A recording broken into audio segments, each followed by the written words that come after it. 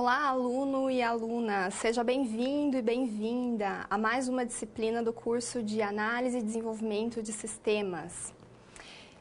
Nós teremos a disciplina de Metodologia Científica no primeiro e no segundo semestre letivo. Bem, me apresentando de forma sucinta, eu sou a professora Stephanie Ferreira Feniman, tenho graduação em Ciências Sociais com habilitação em licenciatura e bacharelado. Também sou mestre em Ciências Sociais e atualmente sou pós-graduanda em Tecnologias do Ensino à Distância e em História, Arte e Cultura. Bem, eu estarei responsável por essa disciplina de Metodologia Científica. Teremos, ao longo dos nossos encontros, 4 teleaulas distintas que estão equivalentes ao nosso material didático, ao nosso livro. Desde já, eu ressalto que é fundamental que você realize a cada aula a leitura prévia do nosso livro, realize também as pré-aulas, as pré-atividades, não deixe de participar do nosso fórum e também as atividades de pós-aula. Bem, particularmente nesta teleaula, a respeito da metodologia científica, nós falaremos a respeito de temas que tanto versam a respeito de normas, padronizações, que dizem respeito aos trabalhos científicos no geral, como também na aplicabilidade dessas normas no cotidiano, no dia a dia, para que, afinal de contas, essa metodologia científica ela pode ser utilizada. O tema desse nosso primeiro encontro será a cientificidade do conhecimento. Paralelamente, a primeira unidade também do livro didático. Bem, para começarmos, nós temos algumas perguntas aí de indagação que provocam a esse grande tema, da metodologia científica, para começarmos a pensar juntos a respeito desse grande assunto, Então, vamos ao quadro. Como convite ao estudo, dentre as questões que nós podemos nos fazer, primeiramente, quais são os tipos de conhecimento existentes? Então, nós vemos, pelo cotidiano, pelos trabalhos científicos, que existem diversos tipos de conhecimento, e esse será também o tema provocador desta teleaula de hoje. Então, conhecimentos que se dividem do senso comum, conhecimento filosófico, conhecimento científico, conhecimento mitológico ou religioso. E nós abordaremos as características de cada um deles, em que eles se aproximam ou se distanciam, qual foi o caminho, o percurso necessário para nós consolidarmos um conhecimento tido como científico, que veremos ao longo da nossa disciplina, caracterizado pelo método, pelo procedimento, pela utilização da razão. Então, como ao longo da história da humanidade, nós fomos acumulando esses diversos tipos de saberes até que conseguíssemos classificá-los dessas distintas formas. Retomando as próximas perguntas que temos, dentre os tipos de conhecimento existentes, quais são as suas principais características, como eu mencionei? Principalmente o caráter prático, como podemos usá-los em nossa prática. Como o conhecimento filosófico, um tipo de conhecimento específico, se vincula à questão ética, por exemplo, um assunto hoje bastante debatido, bastante recorrente, Qual é a relação que existe, portanto, entre a filosofia e a ética? Outra pergunta que nós podemos realizar é como o pensamento científico se formou e contribuiu para a formação do conhecimento. Então, também, como eu antecipei, qual foi o percurso histórico necessário para que nós consolidássemos um tipo de conhecimento específico como científico. E, por fim, uma última questão que nós podemos antecipar a respeito dessa teleaula é qual a relação entre o conhecimento científico com as nossas práticas profissionais.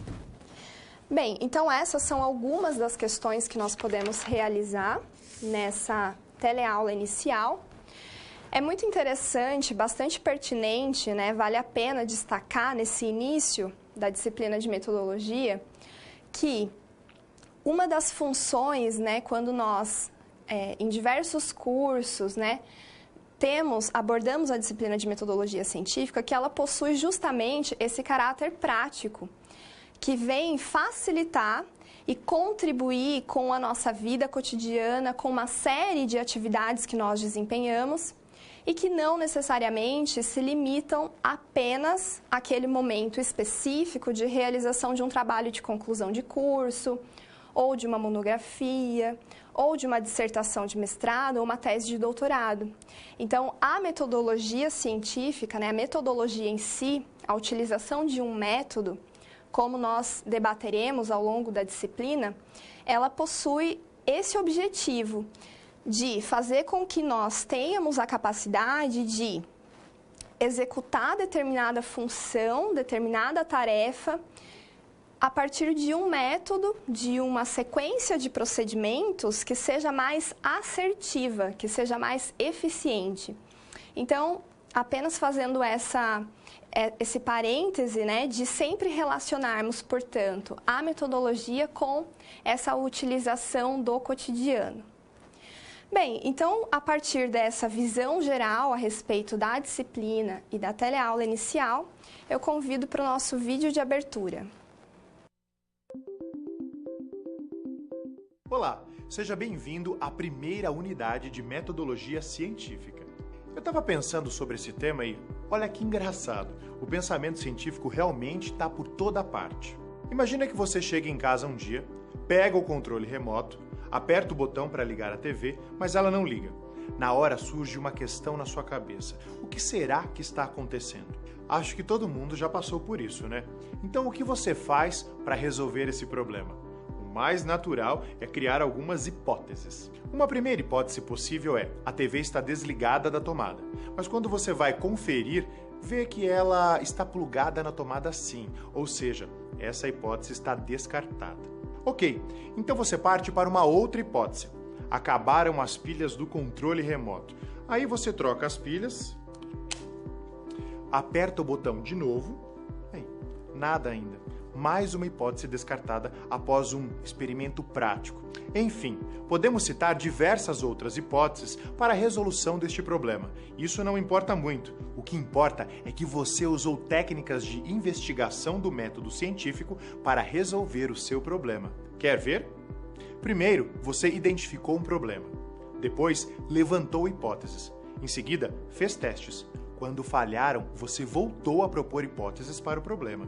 E você fez tudo isso de maneira inconsciente. Não é incrível? Na verdade, nós fazemos isso o tempo todo no nosso dia a dia. O papel da metodologia científica é justamente tornar este processo consciente, ou seja, oferecer respostas e criar explicações racionais sobre os fatos que acontecem no mundo ao nosso redor. É sobre isso que nós vamos começar a estudar a partir de agora. A própria palavra ciência vem do latim, que significa conhecimento. Então, nessa unidade, nós vamos identificar alguns tipos de conhecimento que foram muito importantes na história da humanidade. São eles o senso comum, o conhecimento religioso, o conhecimento filosófico e o científico. Com base nesses 4 tipos de conhecimento, nós vamos articular toda a teoria desta unidade para entender como essa teoria se aplica nas nossas práticas cotidianas e profissionais. Te convenci? Ainda não? Bom, então dá uma olhada em como os métodos do conhecimento científico ajudam a sociedade a avançar. Você já pensou em poder calcular a quantidade exata de vitamina C presente em um copo de suco de laranja, por exemplo?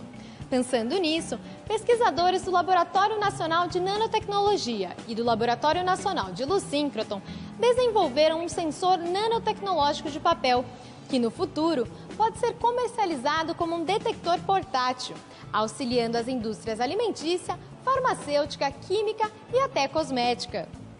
A pesquisa com as nanopartículas, ela começou primeiro da observação que vimos na literatura, que as nanopartículas tinham mudança de cor na presença do ácido ascórbico.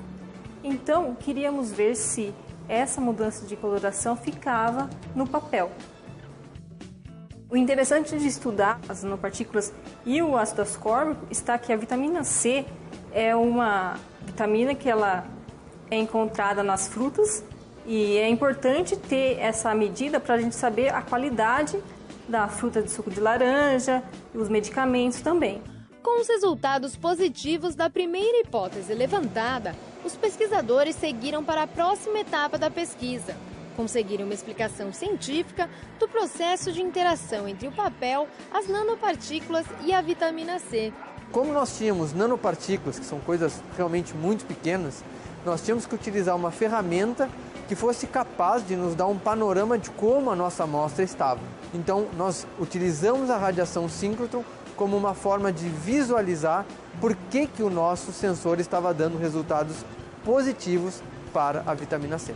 Para ter acesso a um desses laboratórios abertos dentro do Centro Nacional de Pesquisa em Energia e Materiais, localizado em Campinas, no interior de São Paulo, é preciso submeter uma proposta de pesquisa que é avaliada por um comitê de pesquisadores.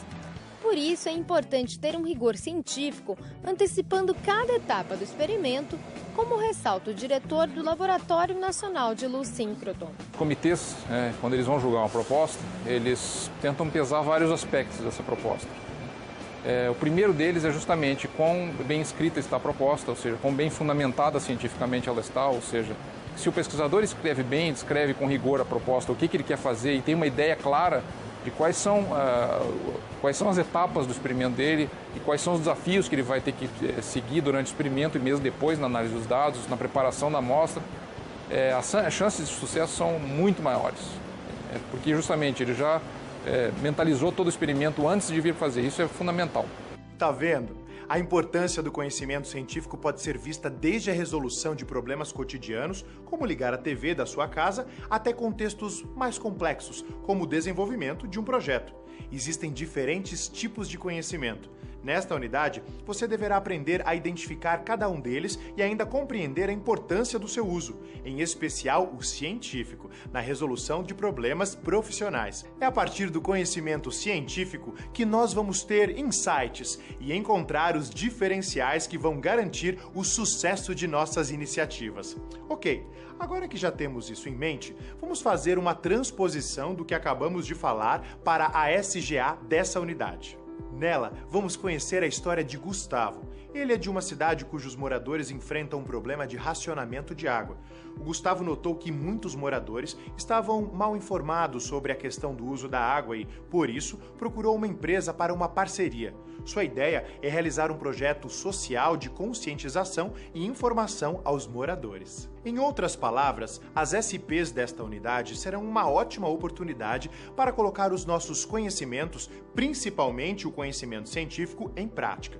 Muito bem, então, agora é com você. Acesse o livro didático, as web-aulas e também todo o material complementar que você encontra no seu ambiente virtual. E não se esqueça de também fazer as pré- e pós-aulas de cada sessão. Eu fico por aqui. Bons estudos e até a próxima! Bem, então como o nosso vídeo de abertura anunciou, a metodologia está presente em uma série de situações, tanto cotidianas na resolução dos mais diversos tipos de problemas, de questões, como também aplicada ao conhecimento científico propriamente, né? A produção e elaboração do conhecimento científico. Bem, então, diante disso, e também do parênteses que eu fiz para a importância de que você realize, aula a aula, as leituras integrais, né, de cada tema da teleaula, tem alguns conhecimentos prévios que nós abordaremos na teleaula de hoje que são importantes que você domine. Vamos ao quadro. Dentre os conhecimentos que nós temos como necessários para a teleaula de hoje, um deles é o conceito de racionalidade, que a partir do nosso livro didático pode ser definido como a qualidade ou o caráter daquilo que é racional, daquilo que é lógico. É a capacidade de exercer a própria razão. E também a própria definição de conhecimento, como o ato ou o efeito de conhecer. o ato de perceber ou compreender por meio da razão e ou da experiência. Então, essas são algumas dos termos e dos conceitos que nós utilizaremos de forma bastante recorrente ao longo da nossa teleaula e particularmente para pensarmos a situação geradora de aprendizagem, né? Então, aquela situação a partir da qual nós pensaremos de modo prático, aplicável, esse grande tema relacionado à metodologia. Então, vamos conhecer a situação geradora de aprendizagem. Bem, em nossa SGA, Molhados é o nome de uma cidade que enfrenta racionamento de água. Este fato despertou revolta e protesto na população de Molhados.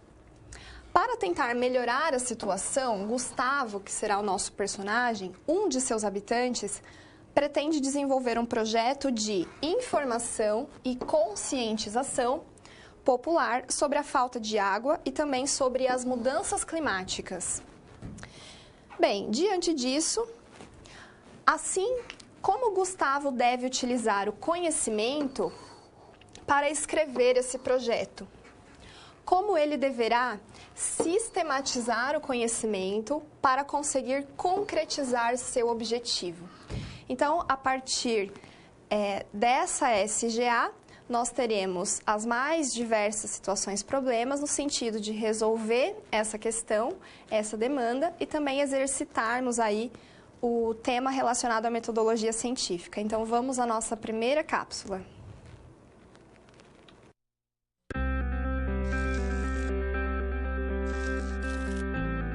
Olá, tudo bem? Espero que esteja gostando dessa aula. Como você pôde perceber, é muito importante estudar o conteúdo da pré-aula no ambiente virtual, antes de conhecer e resolver as situações problema. Vamos lá? As etapas para compreender e resolver as SPs são simples e facilitam os seus estudos. Primeiro, é necessário conhecer e interpretar os detalhes da situação problema, entender onde se passa a situação, quais agentes estão envolvidos e quais recursos estão disponíveis. Depois, é a hora de problematizar a situação apresentada, que são baseadas na realidade de mercado.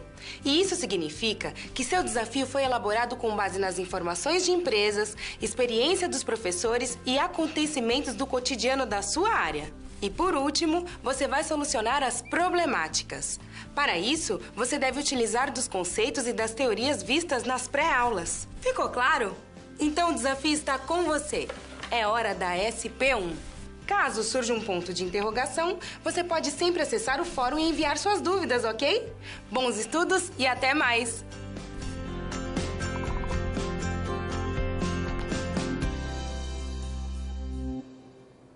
Bem, então vamos conhecer a nossa primeira situação problema. Vamos ao quadro.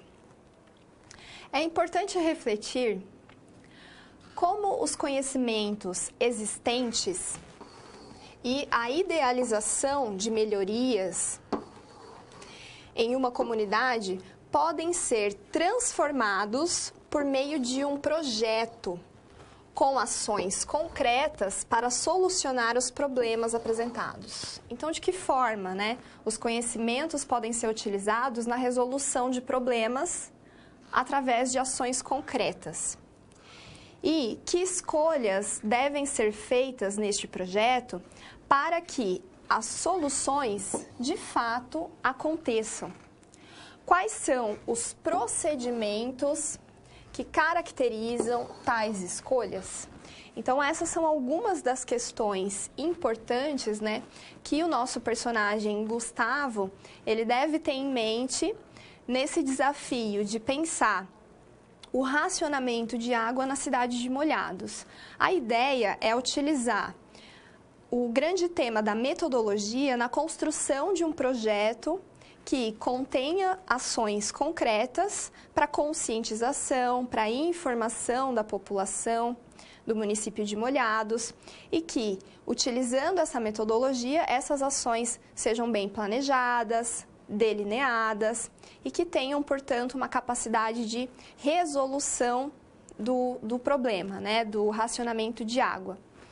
Bem, então, diante dessa situação, vamos à problematização. Primeiramente, né, nós podemos pensar aí qual é o significado, o conceito de metodologia propriamente. Metodologia aparece, né, descrita no nosso livro didático, a nossa definição, como o estudo dos métodos, o caminho, meio para atingir um fim. Isto é a forma pela qual se constrói o conhecimento. Então, esse é o significado, portanto, de metodologia que nós estamos abordando. E de conhecimento, por sua vez, qual é o significado?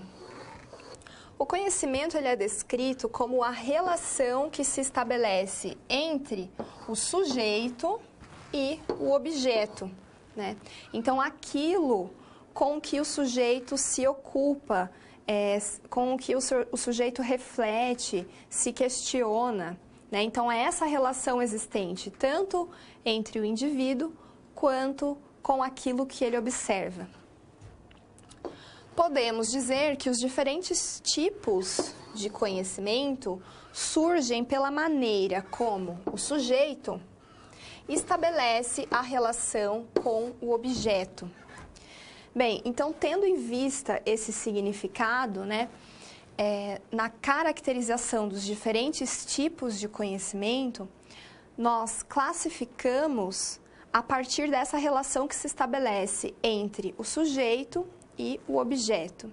Então, por exemplo, um conhecimento do tipo filosófico, né, ou um conhecimento do tipo religioso, ou um conhecimento do tipo mitológico, vai ser caracterizado nessas diferentes denominações e classificações a partir desta relação com aquilo com o que o sujeito está interessado em pensar, em refletir propriamente, né?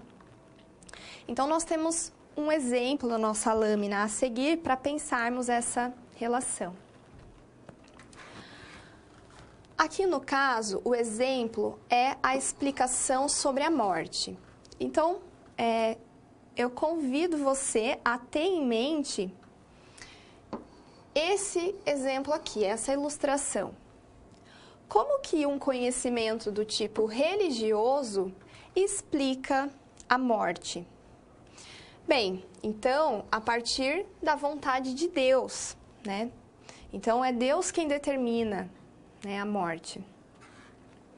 E a filosofia? Pensando na mesma ilustração, no mesmo exemplo, na explicação sobre a morte, de que modo a filosofia analisa, interpreta, né? A filosofia vai pelo caminho de opor a vida, né?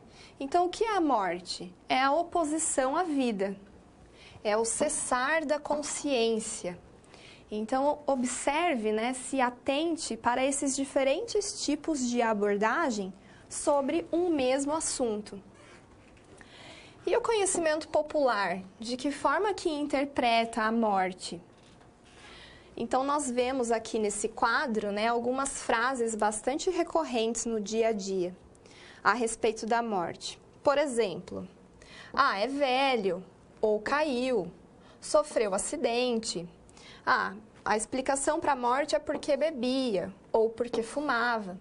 Enfim, são interpretações a respeito da morte com base no conhecimento popular. E a ciência, por fim, né? Como explica a morte? A partir de uma morte clínica, né? Então, com categorias científicas específicas, né?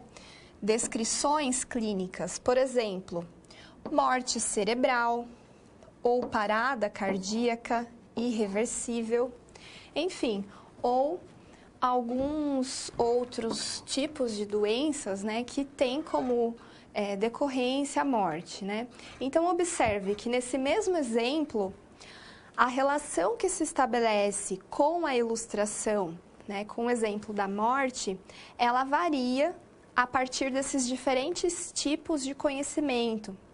Então, observe, né, se atente que O foco é para a relação que se estabelece entre o sujeito e aquilo que é o seu objeto de análise, de interpretação e mesmo de reflexão.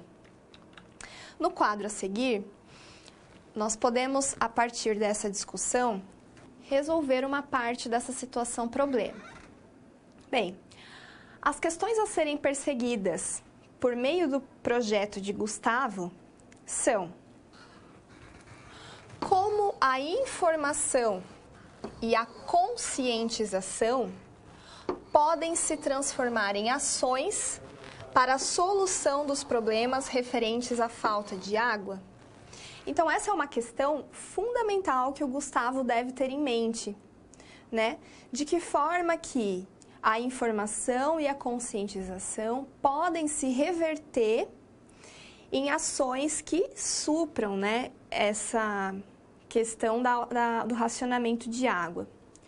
Outra pergunta que o nosso personagem precisa ter em mente é a seguinte: qual é a origem da falta de água? Então, a partir desse momento, ele começa a se perguntar sobre o foco do problema.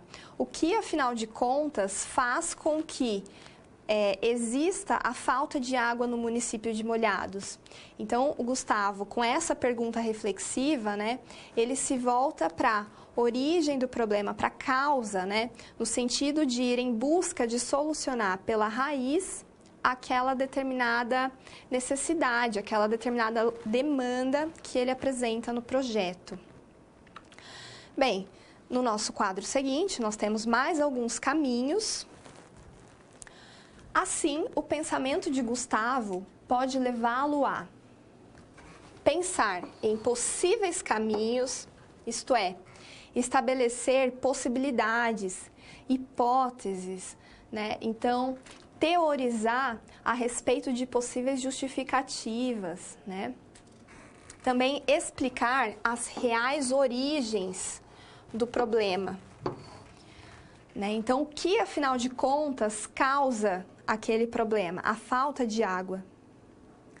Além disso, buscar conhecimento sobre mudanças climáticas, né? Então, um ponto bastante importante, né? Se o foco do problema é o racionamento de água, nós sabemos que há uma relação direta com essas transformações que ocorrem no meio ambiente.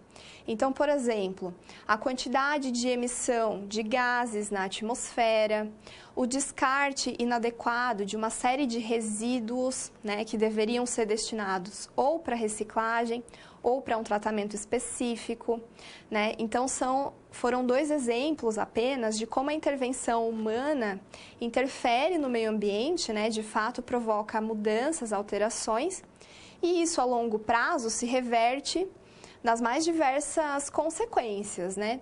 Inclusive, no caso que nós estamos trabalhando, na falta de água.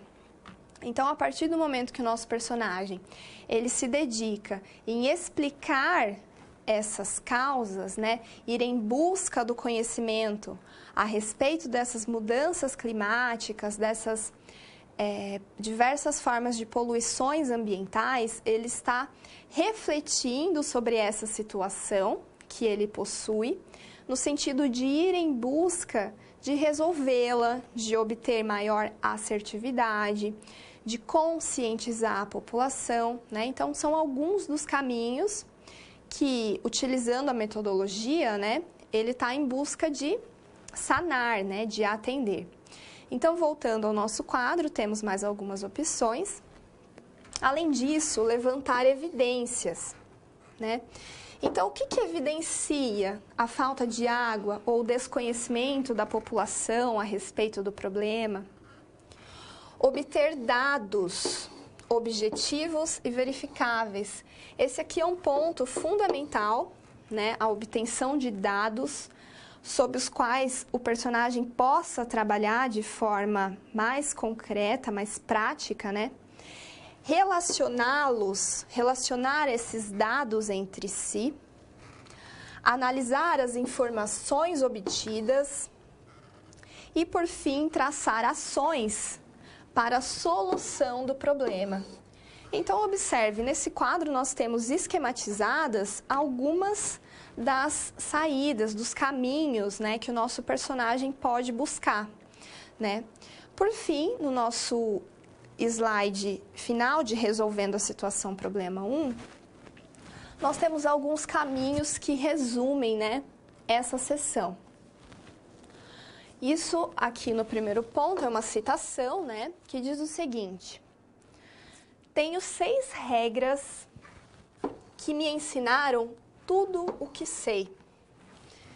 Essas 6 regras são o que, por quê, quando, como, onde e quem. Então, essas perguntas, elas são fundamentais, não só quando nós estamos diante de um desafio de resolver e elaborar um projeto, como também na vida, no cotidiano, para as mais diversas ações, né?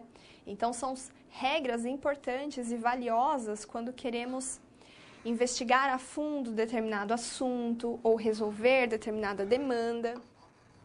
No ponto seguinte, diz a respeito da subjetividade, que é o espaço íntimo do indivíduo, o mundo interno do indivíduo, com o qual ele se relaciona com o mundo social, o mundo externo. Em oposição à subjetividade, nós temos a objetividade, um conceito diferente, que diz respeito à qualidade, o caráter ou a condição do que é objetivo. É a qualidade do que dá ou pretende dar uma representação fiel de um objeto. Bem, então apenas sintetizando esse ponto, né, a respeito dessa diferença entre a subjetividade e a objetividade por parte daquele sujeito que está empregando a metodologia, a subjetividade diz respeito àqueles valores, àquela consciência, àquela moral, mesmo a cultura que o sujeito possui já desde o ponto de partida, né, que traz consigo aquela bagagem, né, aqueles interesses, aquela determinada opinião, né. Já o conceito de objetividade diz respeito àquela representação fiel do que um objeto é, né. Então, é o objeto tal qual ele se apresenta na materialidade, né, de forma mais prática, mais pragmática, tá certo? Bem, então, diante dessa explanação, nós vamos agora para a nossa segunda situação-problema.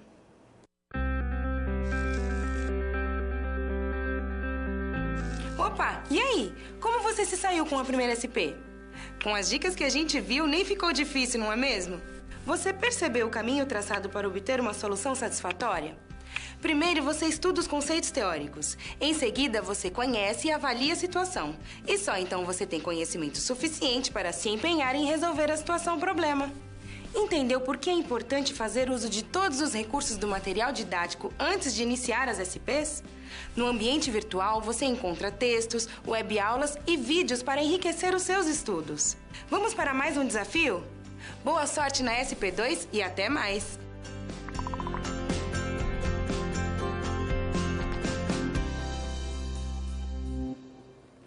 Bem, então, dando continuidade, né, à nossa SGA, ao caso do Gustavo, vamos avançar um pouco mais sobre o desafio, a tarefa que ele apresenta. Vamos ao quadro. Em nossa situação problema 2, nós temos a seguinte situação. Para iniciar a investigação que resultará na escrita do projeto, Gustavo conversará diretamente com populares para identificar e entender, observe aqui, identificar e entender o motivo dos protestos e buscar soluções. Como identificar se os protestos foram baseados no senso comum? Como as pessoas poderão ser direcionadas para um processo que tenha o pensamento científico como base para a solução dos protestos? Bem, então, nessa situação que nós estamos pensando e refletindo na aplicação da metodologia, o Gustavo tem um desafio. Qual é? O racionamento de água na cidade de Molhados gerou uma grande insatisfação da população que está interessada em resolver a questão da demanda por água, né? Então, organizaram protestos, né? Manifestações. E aí o Gustavo, responsável por essa questão, ele precisa identificar se esses protestos eles estão baseados no senso comum, né, por parte desses populares, e de que forma ele pode conseguir fazer com que a população passe de um conhecimento do senso comum para um conhecimento mais reflexivo, né, a respeito desta situação do racionamento de água. Então, observe, né, é interessante nós detalharmos, né, pontuarmos o seguinte. Nós vimos lá o exemplo da morte, né, as explicações a respeito da morte a partir dos diferentes tipos de conhecimento. Conhecimento do senso comum, conhecimento religioso, conhecimento filosófico e o conhecimento científico. Não é do nosso interesse hierarquizarmos um tipo de conhecimento como sendo melhor do que o outro, tudo bem?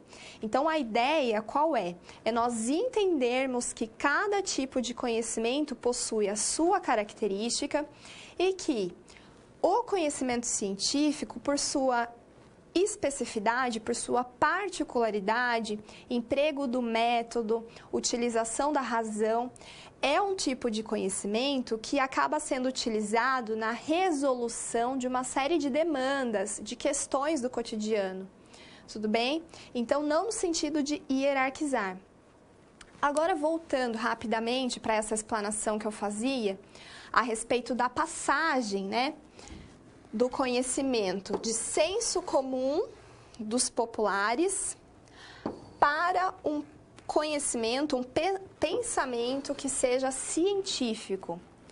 Bem, essa passagem implica em apresentar à população, né, aos munícipes de Molhados, dados, informações, comparações que deem a eles maior significado, maior compreensão a respeito daquela situação, né? Para que compreendam melhor aquela situação pela qual passam e, a partir daí, busquem juntos, né, melhores soluções, etc. Bem, no nosso quadro a seguir, nós temos alguns caminhos, né, algumas questões que nos levam a problematizar, né? No primeiro ponto, para isso, Gustavo deverá compreender o que é.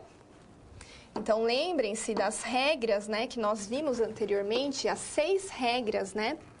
O que é foi uma delas e como, né, foi uma outra das 6 regras que nós vimos, o que é e como se manifesta o senso comum. A segunda questão que ele precisa ter em mente é como, né, a partir do senso comum, é possível seguir para um caminho mais científico, né? Então, o interesse de fazer essa passagem é justamente para que a população ela também esteja munida de conhecimentos, de um pensamento que seja mais racional, com a utilização de experimentação, de repente, ou com mais informações, com mais dados, e menos do ponto de vista especulativo, né? Então, esse é o propósito, o objetivo da nossa SGA. No quadro a seguir, nós temos aí uma pequena definição a respeito do que seria, afinal de contas, o conhecimento do tipo senso comum. Então, certamente, no cotidiano, você já deve ter se deparado com uma situação de escutar essa expressão, né? Senso comum. Trata-se do conhecimento adquirido por meio de experiências construídas no dia a dia, né? Então, no cotidiano, ocorre pela relação e também interação contínua com o meio social e ambiental. Então, observe, o tempo todo no nosso cotidiano, na nossa vida, né? Estando presente em um espaço universitário, né, na realização de um curso de graduação, ou estando fora desse espaço, né, em uma convivência familiar, entre amigos, em uma instituição religiosa, enfim, em qualquer situação em que um indivíduo esteja, ele está experienciando a vida, as relações, né, as ações que ele toma, que ele sofre. E dessa vivência, né, do cotidiano, nós desenvolvemos um tipo de saber que recebe essa denominação do tipo senso comum, né? Então, essa é a compreensão a respeito desse significado, né, desse termo. Então, como nós podemos ver ainda no quadro, é construído por tentativas que resultam em acertos ou erros. Então, quando tomamos determinada atitude e acertamos, já aprendemos algo. Ou quando tomamos determinadas atitudes e erramos, também tiramos daquela experiência um determinado conhecimento, né? Então, o senso comum, ele se baseia na educação informal, né? Diferente desse conteúdo que nós recebemos formalmente na universidade. Essa educação informal, ela é transmitida, né? Transmitida de geração a geração. Quando consolidado como convicção, cultura ou tradição, é ainda ametódico e assistemático. O que isso quer dizer, professora? Bem, que essa educação informal, ela também pode ser passada de geração em geração, de maneira informal, muitas vezes oralmente, ou ainda por meio da repetição, do exemplo, né? Então, de vermos, né, mesmo no dia a dia, crescermos vendo certos hábitos, certas práticas. Então, é um tipo de conhecimento, de saber, denominado como informal, né? Então, ele é um tipo de conhecimento que não tem um método, que não é sistematizado, né? Ele simplesmente é experienciado, tudo bem? Bem, então, diante dessa explanação, né, nós podemos voltar ao quadro do Gustavo, né, na situação do Gustavo, para resolver a situação problema. Então, para identificar se a ação dos moradores é baseada no senso comum, Gustavo poderá criar instrumentos para obter essas informações. Então, que instrumentos são esses? Olha só, observe. Conversar com moradores do bairro, conhecer como esses moradores utilizam a água, analisar se há normas sobre a má utilização da água na cidade, ou seja, sobre a existência de normatizações, relacionar as causas reais da falta de água com as ações da prefeitura e também dos moradores. Então, esses são alguns dos caminhos, né, para que o Gustavo identifique, reconheça essas ações do senso comum. Observe que nós vimos como instrumento as conversas informais, o modo como os moradores utilizam a água no dia a dia, a parcela de responsabilidade do poder público local, isso é, da prefeitura. Enfim, diante dessa SGA, né, e dessa situação, o nosso personagem ele está seguindo um caminho no sentido de identificar aquela situação e, por meio do emprego desses instrumentos, dessa reflexão, solucionar o quadro, né? Então, eu convido agora para avançarmos para a nossa terceira situação problema.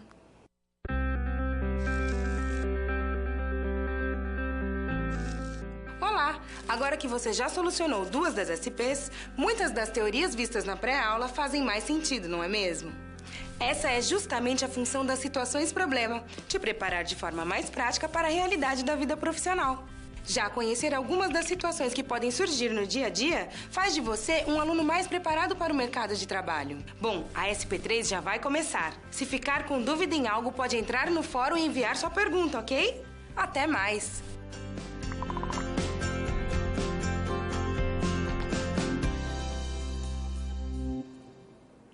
Dando continuidade à nossa terceira situação problema e avançando um pouco mais, vamos ao nosso próximo quadro para ver o desdobramento. O projeto de Gustavo deveria conter orientações básicas a respeito dos focos de dengue no bairro.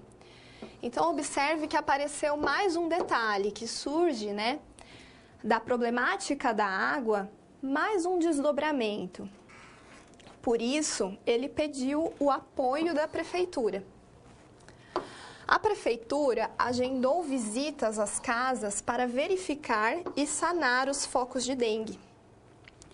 Um dos moradores, Manuel, porém, discordou e impediu a entrada em sua casa. Diante disso, surgiu a necessidade de estruturar colaborativamente os conhecimentos, os procedimentos e também condutas junto ao morador. No próximo quadro, nós temos algumas reflexões dessa situação.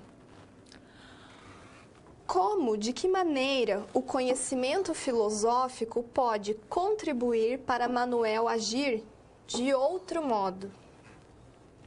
Outra questão é: quais as contribuições do conhecimento filosófico para a cidadania? Então, observe que aqui nós já contemplamos particularmente esta modalidade de conhecimento. Outra questão é como utilizar a ética, então aquela expressão que eu anunciei no início da aula, nas estratégias de resolução dos problemas. A relação entre filosofia e senso comum? E ainda, se Manuel compreender a prática da reflexão, poderá agir diferente? Então, essas são algumas das questões, que nesse desdobramento a respeito do projeto do Gustavo, ele precisa ter em mente. Então, investigando a respeito da situação da água, surge essa demanda de abordar os focos de dengue existentes no município. Então, ele pede o apoio da prefeitura para, realizando visitas nas casas, sanar esses focos da dengue, dos mosquitos de dengue. Porém, um dos moradores apresenta resistência, não quer receber a visita dos técnicos. Então, ele se vê diante de um impasse, Como que ele pode utilizar o conhecimento filosófico na resolução, desse desafio com o morador Manuel? Então, por que, afinal de contas, ele apresenta resistência? Qual é a ideia, o pensamento que esse morador possui, para se posicionar de uma maneira relutante, contrária à visita dos técnicos? Então, são algumas das perguntas que o Gustavo precisa ter em mente. Tratando de resolvê-las, no nosso slide a seguir, nós temos algumas definições importantes nessa compreensão, desse caso. Primeiramente, o conceito de filosofia. O que é a filosofia, afinal de contas? Bem, ela busca indagar, questionar sobre a existência, sobre as relações conceituais, sobre a linguagem e sobre os princípios que servem como base para orientar nossas ações. Então, por exemplo, quando pensamos em filósofos, vem algumas perguntas à mente, né? Como, por exemplo, quem somos? De onde viemos? Para onde vamos? Né? São algumas das questões mais antigas da filosofia, porque, basicamente, a filosofia ela se dedica a realizar grandes questões, grandes perguntas. Perguntas essas que, inclusive, fazem com que a humanidade ela caminhe, né? Ela se evolua, né? Nos mais diversos aspectos. Então, a filosofia ela busca refletir, realizar essas grandes questões a respeito da existência, do tipo de linguagem, né? Das diferentes linguagens, formas de comunicação, dos conceitos que nós acionamos no dia a dia para estabelecermos essas comunicações, né? De que forma, com quais princípios nós orientamos as nossas ações no cotidiano. Então, observe, né, que esses assuntos, eles são do campo da filosofia, né, da reflexão. E no nosso quadro, nós temos um conceito abaixo, que é o conceito de ética, né, que aparece sempre como um desdobramento do conhecimento filosófico. A ética está no campo da abstração, da reflexão intelectual. E se trata do conjunto de valores. Observe esse ponto, né, para pensarmos essa palavra que é tão comum hoje no nosso cotidiano, né, a necessidade de ética. Então, trata-se, portanto, do conjunto de valores, de noções e princípios que servem como base para orientar a vida moral das pessoas e também das sociedades. Então, é com base nesses valores, nessas noções, nesses princípios que são próprios do campo da ética, que nós podemos, de uma maneira mais assertiva, orientar, portanto, a nossa vida moral, as relações que nós estabelecemos socialmente, ou mesmo tanto socialmente como entre os indivíduos, né? Então, a ética diz respeito a essas características, né? A necessidade de uma moral, né? De valores que conduzam as relações entre os sujeitos e de forma mais ampla, mais global, né? Entre as sociedades no geral. Bem, então, no nosso quadro a seguir, nós temos uma grande questão resultante dessa relação. A filosofia, ela é útil, né? Ela pode ser utilizada. E aí a resposta que nós temos é que, mais do que útil, do que ser utilizada, a filosofia, ela é necessária. Então, nós temos necessidade, urgência de uma filosofia. Por quê? É através de um olhar diferente que ela busca outra dimensão da realidade, para além das necessidades imediatas nas quais o indivíduo se encontra mergulhado. Ao se tornar capaz de superar a situação dada, repensar o pensamento e as ações que ele desencadeia, o indivíduo se abre para a mudança, né? Então, é a partir desse olhar diferenciado que o sujeito, o indivíduo, ele se torna capaz de provocar uma série de mudanças, isso é, sair muitas vezes da sua zona de conforto e ir em busca de uma transformação, né, para a sua vida, ou em um determinado problema que ele enfrenta, em um desafio. E mesmo você, enquanto um futuro analista, né, de sistemas, né, do desenvolvimento de sistemas, você irá se deparar, né, com situações em que deverá pensar o porquê as pessoas agem daquele modo, de que forma poderia existir um mecanismo, uma ferramenta de solucionar aqueles mais diversos tipos de problemas que você terá que trabalhar, que solucionar, né? Então, a filosofia, nesse sentido, ela se apresenta não apenas como uma ciência útil do ponto de vista prático, né, no atendimento dessas demandas, como também necessária, né, porque incorpora, né, contempla todos esses aspectos que versam sobre os indivíduos, sobre a sociedade, sobre os costumes, sobre as linguagens e a comunicação, né, sobre a própria cultura, enfim, né? Então, é uma ciência necessária aí nesse processo. Por isso que o nosso personagem, o Gustavo, ele está incluindo esse tipo de reflexão. Então, resolvendo, né, a partir dessa explicação, a nossa situação-problema, vamos ao quadro.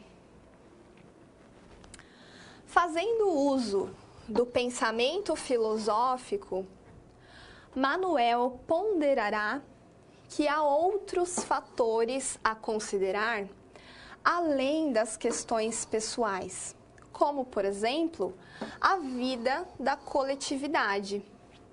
Então, mais do que uma resistência a deixar um técnico, né, da prefeitura, da administração, entrar em sua casa, né, como o Manuel apresentava resistência no início, com medo de ser exposto, de que esses agentes da prefeitura pudessem ver a sua intimidade, o seu ambiente doméstico, né? Então, mais do que essa percepção, utilizando e explorando o conhecimento filosófico, né, pensando, portanto, na coletividade, nessas questões relacionadas à sociedade, o Manuel tem o potencial de perceber e identificar que essa visita, né, do agente da prefeitura representa um avanço, um bem geral, né, para a comunidade, para a sociedade mais ampla. Então, vai além de questões imediatas, particulares, individualistas, para contemplar um universo mais amplo, né, um universo social, coletivo. Então, esse é o foco, né, aí do problema a respeito do Manuel. No tópico abaixo, no nosso quadro, o Gustavo pode, portanto, ajudar Manuel a visualizar outros aspectos que inicialmente eram desconsiderados. Por exemplo, o foco da dengue que estaria presente na casa poderia afetar todo o bairro. Ou ainda que a saúde de outros moradores depende também das próprias ações, de suas ações, das próprias ações do Manuel. No nosso quadro a seguir, ainda resolvendo a situação-problema, ajudado por Gustavo, a perspectiva de Manuel foi enriquecida, né, para aprender a considerar os diferentes aspectos que compõem uma situação, né? Fugindo de uma interpretação reducionista, isso é, genérica, né? Muito ampla, né? Então, fugindo desse tipo de interpretação que foca apenas no visível ou no mais imediato. E isso deu a Manuel um conhecimento mais complexo e amplo da realidade, contribuindo para a compreensão de todos os elementos interligados. Então, sintetizando, né, um pouco a respeito dessa atitude do Gustavo, o que esse nosso personagem realizou, né?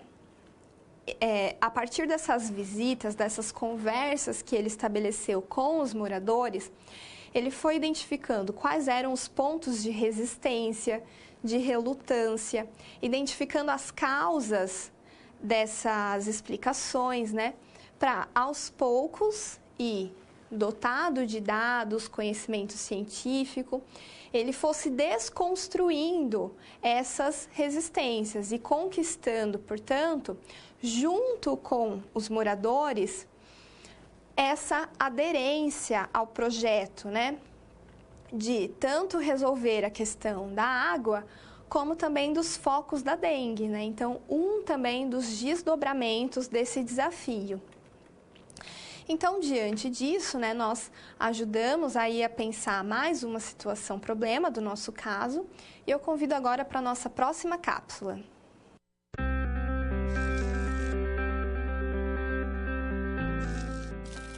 O trabalho de um bom profissional é a soma de conhecimento e experiência. O conhecimento você obtém estudando a pré-aula, tirando dúvidas no fórum, acessando as web-aulas, ou seja, fazendo bom uso dos materiais oferecidos aqui no ambiente virtual. Já para ter experiência antes mesmo de ir para o mercado de trabalho, você precisa se empenhar na resolução das SPs. Lembre-se, quanto mais você se dedicar analisando com atenção, fazendo anotações na hora de levantar hipóteses, procurando diferentes soluções até obter a melhor, mais preparado você estará para desempenhar sua profissão. Você já resolveu 3 desafios, mas ainda falta a SP4. Se dedique, hein?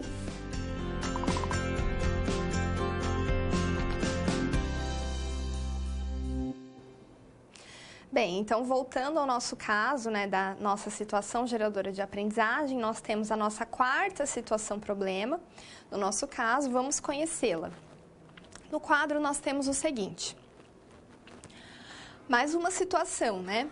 A Marilda, outra personagem, moradora do mesmo bairro de Gustavo, está com dificuldades para encontrar água potável. Água tratada, né? Diante disso, ela sugere a ele, a Gustavo, a inclusão de uma proposta de construção de poços artesianos no projeto. Então, aí nós temos uma pergunta diante dessa nova demanda, né? De que forma o conhecimento científico pode ajudar Gustavo a resolver esta demanda? Bem, então, essa também, nessa situação, problema número 4, é uma tarefa, um desafio que se apresenta de forma mais prática, né? Se anteriormente nós falamos a respeito de uma resistência, uma relutância do morador em receber a visita técnica, né? Por uma série de desconfianças, de sentimentos, né, de incômodo, de desconforto, que foram questões subjetivas, né, do ponto de vista mesmo emocional daquele sujeito, personagem, com a interferência do Gustavo desconstruídas. Nessa situação, problema número 4, nós temos uma demanda um pouco mais específica.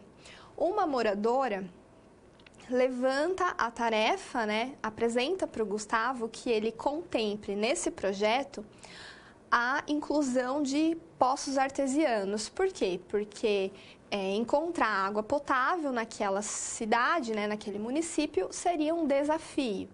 Então, a construção de poços artesianos atenderia, supriria essa demanda. De que forma, portanto, utilizando todos esses conhecimentos que nós estamos trabalhando, o Gustavo tem o potencial de resolver isso? Então, no nosso próximo quadro, nós temos a problematizando, né, essa situação problema. Vamos pensar sobre a definição e o conceito do que é, portanto, o conhecimento científico, né?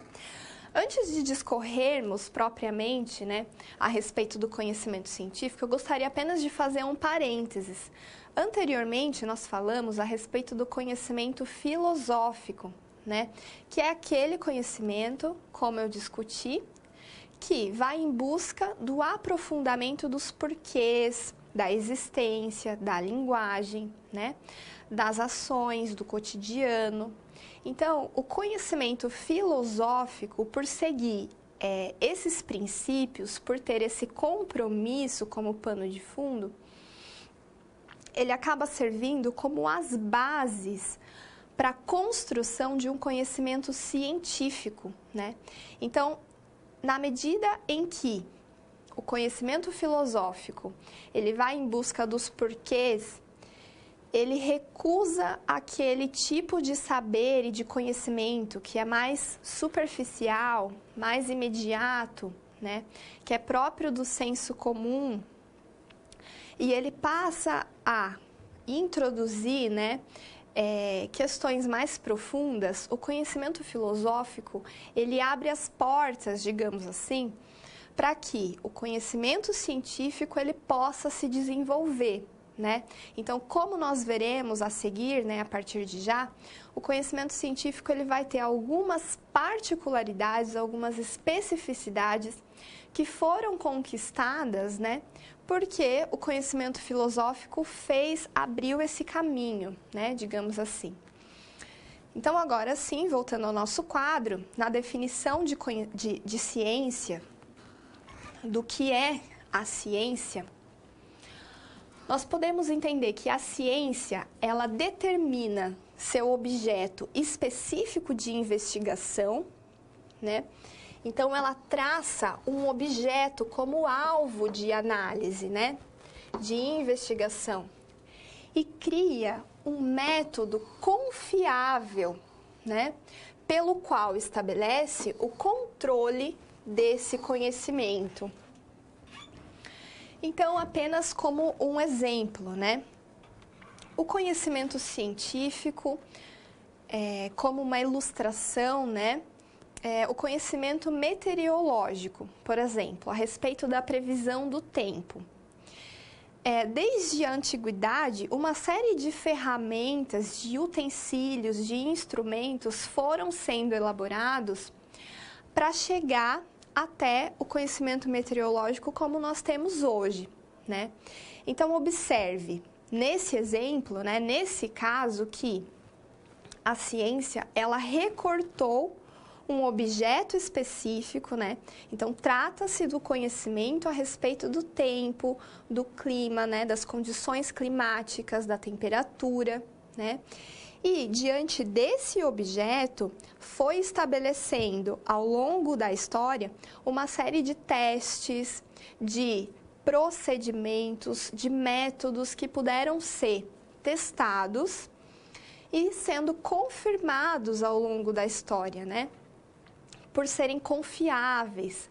Então, por exemplo, uma série de fenômenos climáticos, né? Catástrofes ambientais, como tsunamis, terremotos, podem ser medidos, podem ser mensurados ou mesmo previstos, né? Então, antes mesmo que ocorram, que aconteçam, já existem certas ferramentas que foram construídas, elaboradas, no sentido de antecipar aqueles determinados fenômenos. Então, nesse exemplo, né, apenas como uma ilustração que nós estamos tratando do que é a ciência, né? Observe como há um recorte do objeto a ser analisado. E dentro desse recorte, uma série de métodos são empregados para que o conhecimento resultante, ele tenha essa característica de confiança, né? De um conhecimento legitimado, né? Um conhecimento que é confiável, tá certo?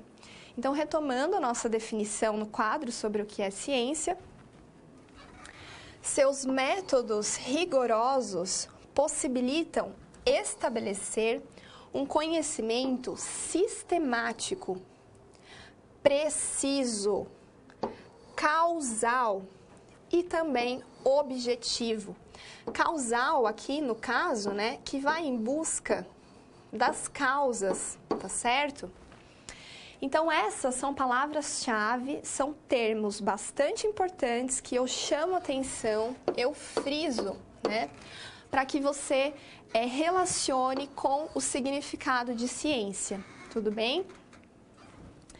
Bem, a ciência permite ainda a descoberta das relações universais entre os fenômenos, a previsão de acontecimentos dos mais diversos, a ação sobre a natureza de maneira mais segura. Então, no que o conhecimento científico ele se diferenciou dos demais? Por meio desse tipo de método rigoroso, que é caracterizado, como nós vimos no quadro, pela sistematização, pela precisão, pela causalidade, né? pela objetividade, a ciência se tornou um tipo de conhecimento que nos permite intervir na natureza, né? Prever os efeitos da natureza, modificá-la, né? Então, a ciência ela vem sendo empregada nas mais diversas áreas, seja relacionado à tecnologia, né? A sociedade da informação e do conhecimento, seja no campo da meteorologia, das condições do tempo, ou da produção da engenharia de alimentos, por exemplo, ou da própria agronomia, né? As produções de alimentos dos mais diversos tipos, seja no campo da farmácia, né? Da produção de cosméticos, de remédios, ou no campo da genética, com uma série de avanços que são descobertos dia após dia. Enfim, a ciência, ela nos permite intervir na natureza, né? Ou mesmo prever uma série de efeitos. É claro que nisso, né, há uma implicação moral. A ciência vem sendo utilizada para o bem da comunidade, para o bem da humanidade.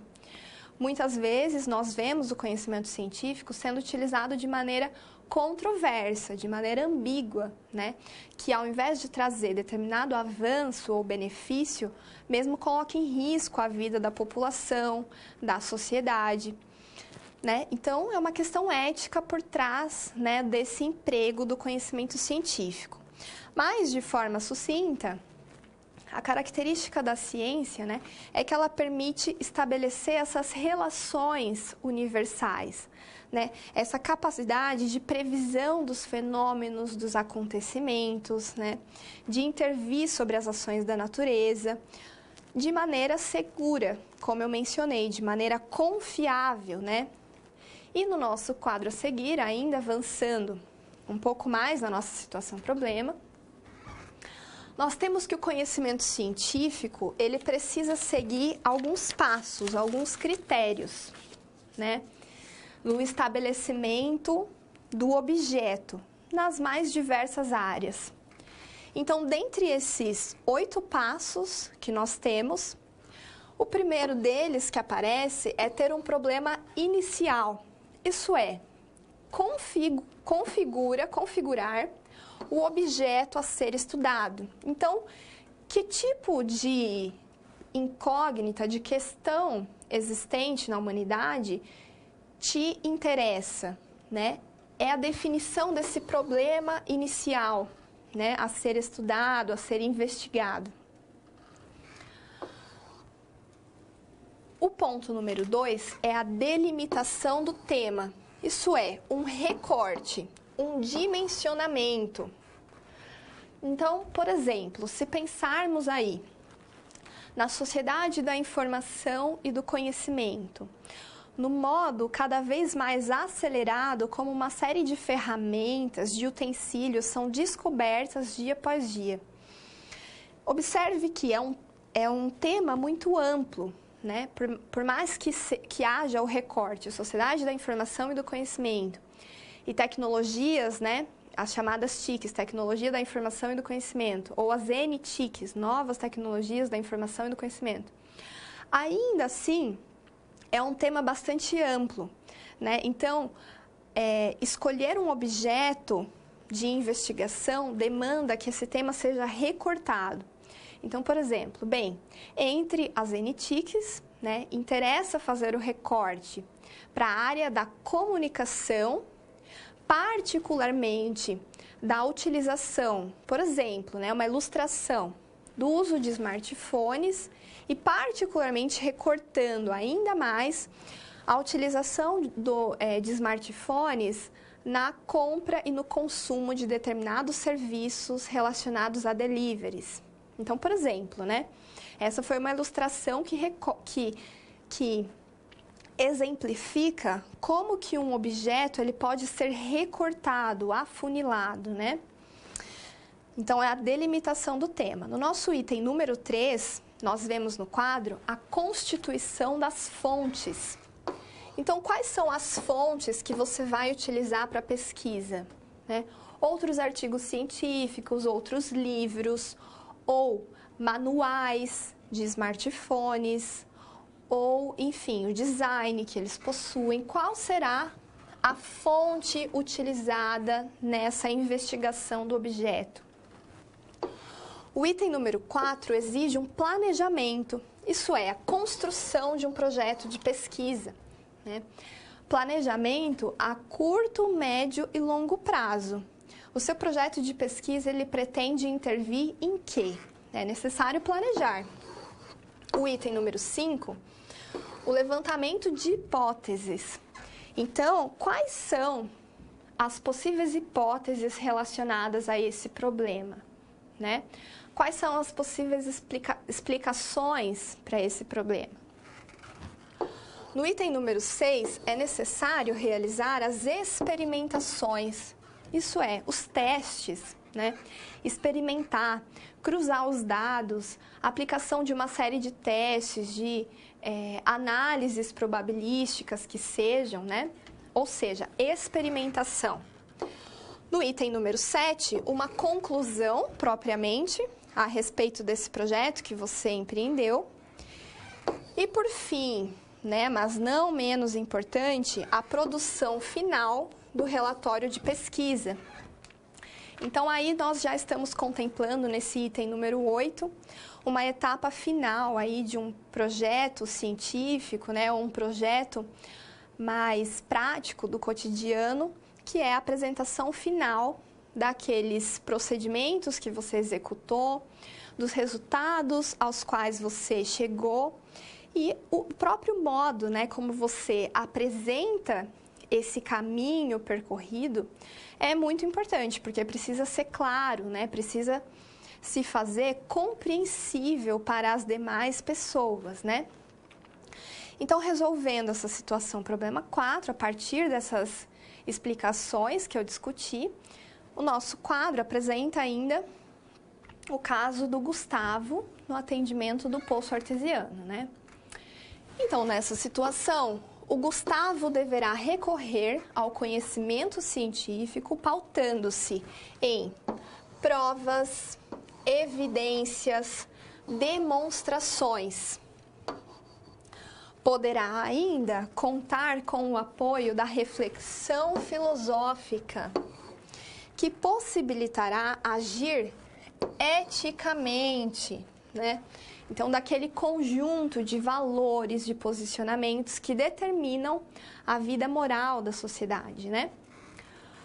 Com vistas a garantir o cumprimento de todas as determinações necessárias com relação à saúde para a construção dos poços. E então, não de forma aleatória, né? Mas seguindo esse caminho, essa trajetória. Bem, então com isso, nós detalhamos um pouco mais, caso a caso, né, cada uma das 4 situações, problemas presentes na nossa SGA. Então, eu convido para o nosso vídeo com a nossa 5ª cápsula.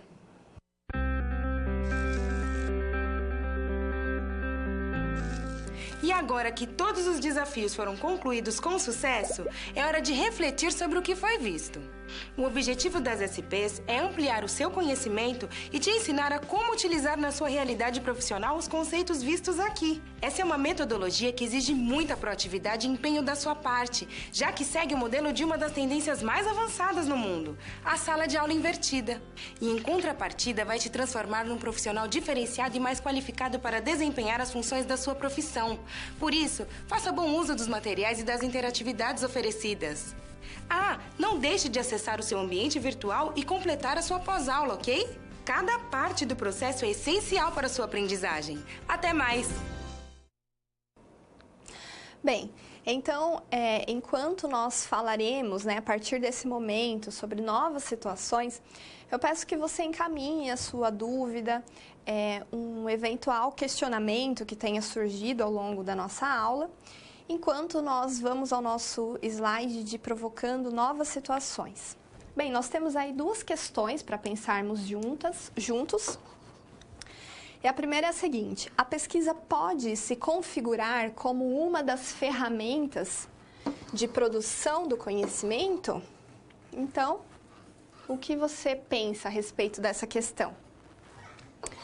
E por fim, alguma pesquisa pode ser completamente original no sentido de não necessitar da contribuição de outras pessoas? Bem, então, observe que essas duas indagações, né, elas podem gerar um debate bastante amplo, né, sobre o que elas querem saber. Antecipando de forma breve essas duas questões, uma das principais ferramentas para a produção de novos conhecimentos é a realização de pesquisas. Então, quando um investigador, né, um pesquisador, um cientista, ele se incomoda com um determinado assunto ou ele tem a necessidade de resolver um determinado assunto, ele elabora um projeto de pesquisa que dê conta de estudar aquele determinado tema, né? A partir da realização dessa pesquisa, ocorre a geração de um conhecimento, né, que se acumulará ao conhecimento produzido ao longo da história. A outra pergunta que nós vimos no quadro era se existe, né, uma pesquisa que seja completamente original, que não dependa de outras pessoas. Bem, a essa altura, né, nós temos que praticamente a ciência ela contemplou todos os aspectos da vida social, ambiental, política, econômica, mas há sempre novos temas surgindo e, principalmente, o que é o mais interessante disso tudo é que a metodologia, ela é um campo diverso, ela é um campo plural. Então, há distintas maneiras de realizar uma pesquisa, a partir dos interesses do pesquisador, das afinidades que ele possui, das leituras que ele já realizou. Então, por mais que um tema ele já seja debatido, uma pesquisa, ela sempre pode agregar para aquele tema específico propriamente, né? Então, nesse momento, eu abro espaço para quem você envie a sua dúvida e, em breve, retorno.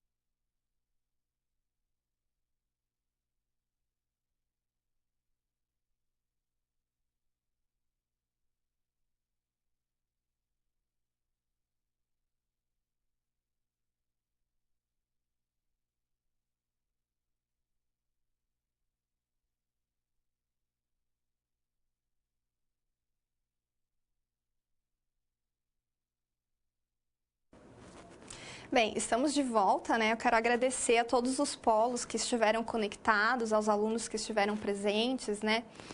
Ao trabalho exercido pelos tutores, né? Na outra ponta da realização do nosso curso. Então, desde já agradeço a participação de todos vocês.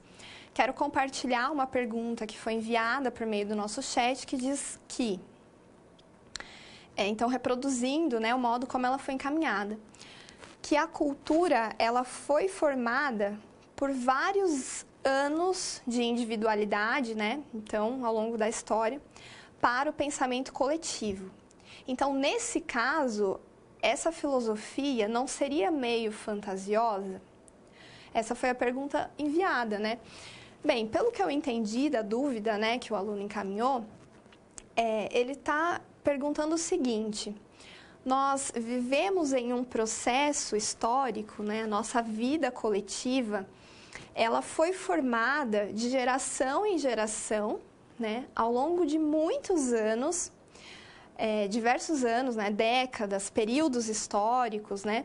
Então, introduzir essa filosofia, principalmente eu entendi, né? Essa questão ética nas nossas relações, não seria uma utopia, né? Então, entendo que foi essa a pergunta do aluno.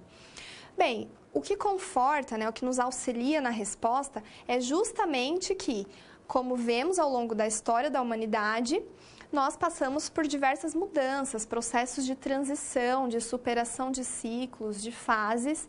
Então, sempre é válido, né, introduzirmos aí mudanças que sejam incorporadas para o bem, né, para o bem geral. Bem, então com isso eu encerro a teleaula de hoje. Aguardo você na nossa próxima aula. Um grande abraço e até lá! Olá, estamos chegando ao final da primeira unidade de metodologia científica. Nesta unidade, você aprendeu um pouco sobre a história do conhecimento, entendeu suas principais características e viu de que maneira ele é produzido ao longo do tempo. Você se lembra, né? Nós aprendemos a identificar os diferentes tipos de conhecimento e estudamos a origem deles. Compreendemos o que é senso comum e por que a sua utilização é bastante costumeira. Analisamos a filosofia e sua utilização como suporte para a ciência, por meio do pensamento filosófico. E nos aprofundamos mais no conhecimento científico e suas características. Para atingir cada um desses objetivos, você não estava sozinho. A gente teve uma ajuda essencial, a situação geradora de aprendizagem. Nela, conhecemos a trajetória de Gustavo, morador da cidade de Molhados. Lá havia um problema sério de racionamento de água. Por isso, Gustavo foi atrás de uma empresa para realizar um projeto social de conscientização e informação aos moradores da cidade. Afinal, o desconhecimento da população sobre as causas do problema agravava bastante a situação. Com essa base, nós trabalhamos nas SPs da unidade. Na SP número 1, vimos que Gustavo entende as causas da falta de água em seu bairro. No entanto, ele precisava organizar seu conhecimento para escrever o projeto e transmitir tudo o que ele sabe aos seus vizinhos.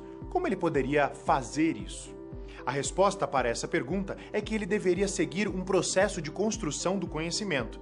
Gustavo precisava reunir seu conhecimento acumulado e aplicar a uma realidade vivenciada, com um olhar específico para a comunidade local. Ele deveria então levantar evidências, obter dados objetivos e verificáveis e, então, aplicar a essas informações uma análise que permitisse encontrar ações concretas para solucionar o problema.